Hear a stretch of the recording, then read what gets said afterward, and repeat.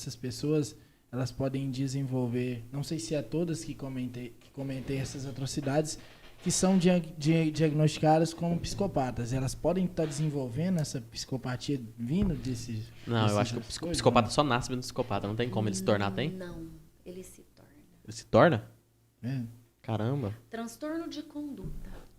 Transtorno de conduta também está aí voltado para o desafiador. Se ele não é tratado, ou se não é ali inserido regras, né? Se ele demonstra muita dificuldade com o padrão normal de aceitação de regras, não é tratado, ele pode sim se tornar um psicopata. Por quê? Porque, veja, quem tem transtorno de conduta vai ter muita dificuldade com aceitar o tratamento. Para um leigo definir, assim, Mara, qual que é a melhor definição para um leigo definir o que é psicopatia?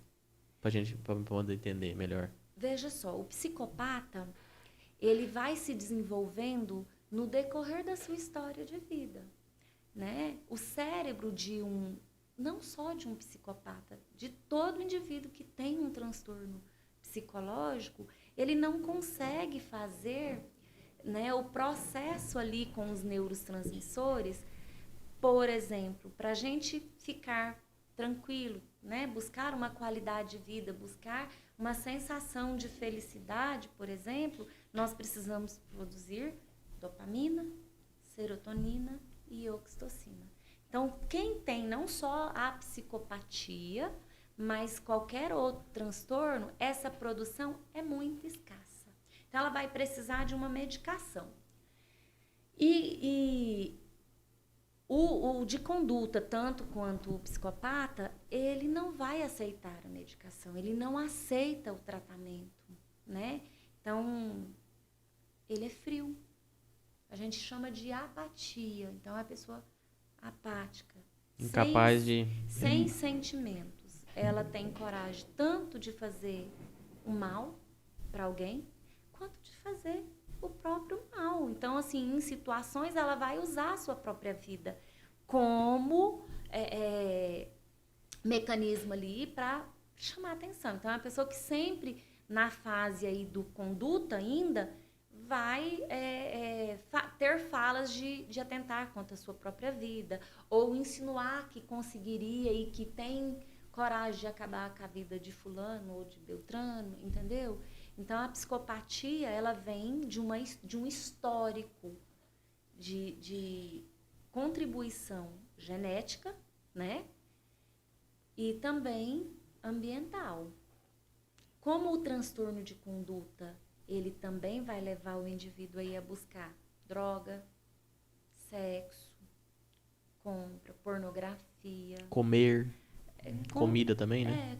E aí busca fontes de prazer que não está ali alinhado para o que é saudável, né? Então, como tem as dificuldades de regra, como não faz o tratamento, e se nessa fase da adolescência isso é ignorado, a probabilidade da psicopatia é muito grande. Aí você pode pensar assim, Lucimara, mas tem crianças psicopatas?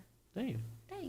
Sabe aquela criança que não tem dó de nada, que pega um pintinho, judia de cachorro, que mata um pintinho, que judia do cachorrinho, do gato, que faz mal que mente, que joga o pai e a mãe um contra o outro.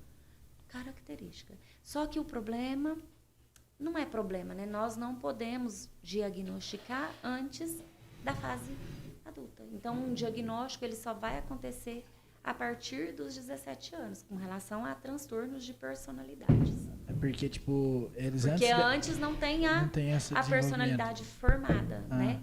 E tem outros transtornos também, né? Que é, por exemplo, o borderline.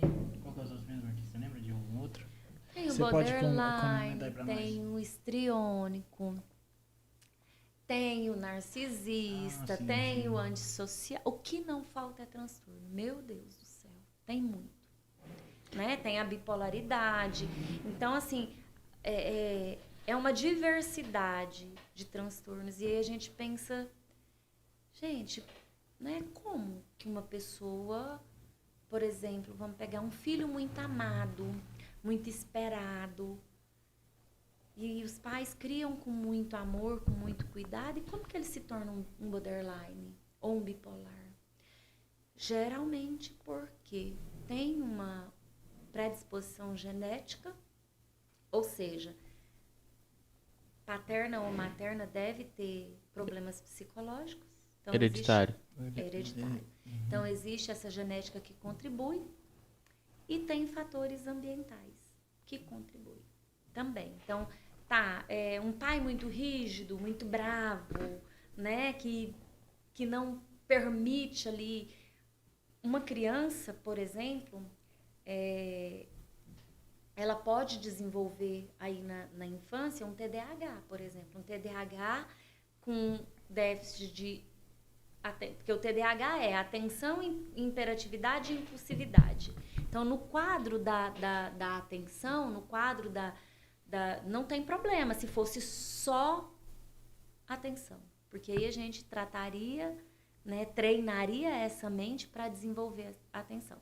Mas quando existe uma hiperatividade, uma impulsividade, e que isso não é tratado, um dos critérios ali do TDAH é justamente essa lacuna da compulsão, né? Então, ele pode se envolver com droga, ele pode se envolver com álcool, com tudo que for ilícito, né? Que envolve ali a impulsividade, ele pode se envolver. Então, se isso não é tratado, ele pode migrar para um explosivo intermitente, ele pode migrar, a gente chama de comorbidade, né? Ele pode desencadear uma comorbidade do borderline, da bipolaridade. Desses transtornos, doutora, quais deles não tem cura? Nenhum transtorno tem cura. Olha que triste. Nenhum. Nenhum. Existem os milagres que Deus opera na vida de cada um, né? E a terapia, junto com a medicação, ela vem para equilibrar. Então, assim, veja só, não sei se o Tiago comentou, o doutor Tiago, quando ele esteve aqui, né? Mas eu vou fazer um comentário que é pertinente do médico, né? Eu não sou médica, mas a gente troca tanto ali, as figurinhas. Vai aprendendo, né? Uhum.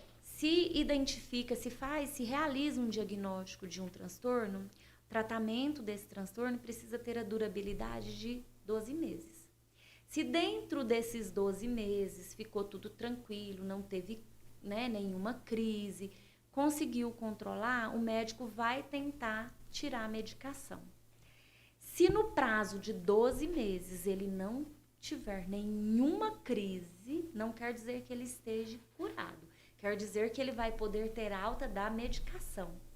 Retira-se a medicação. Mas e se ele tiver crise? Retoma o processo para 2 anos. Com 2 anos, a mesma coisa.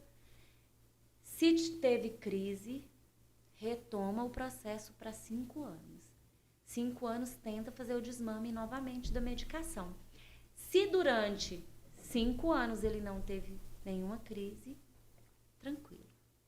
Ele vai conseguir lidar com seus conflitos sozinho. Não quer dizer que hora ou outra não pode vir um gatilho e vir à tona novamente, ele tem que recomeçar o tratamento. Agora, e se teve crise? Para toda a vida a medicação. Esse é um problema que, né, é muito difícil. Muito difícil, porque é muito triste. Alguém que está escutando lá que tem aquele transtorno ou tem algum parente próximo da família, escutar, porra, não tem cura, né? Não tem cura.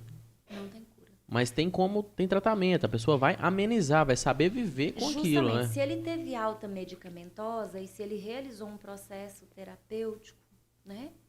Aí entra a importância também da espiritualidade, ele consegue ter controle. Porque quem que manda aqui? Quem que deveria mandar? Nós. Mas nós mandamos? Não, né? Então, às vezes, vem uma voz que a gente não sabe nem da onde ela vem. Eu falo que é a voz do mal ali. Tem um diabinho que fica cutucando a pessoa. Então, é como se a gente tivesse 2 personalidades.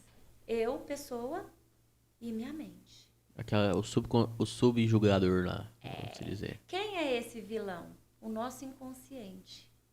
Desde a nossa gestação até o último dia da nossa vida, tudo, não passa nada. Tá ali, armazenado.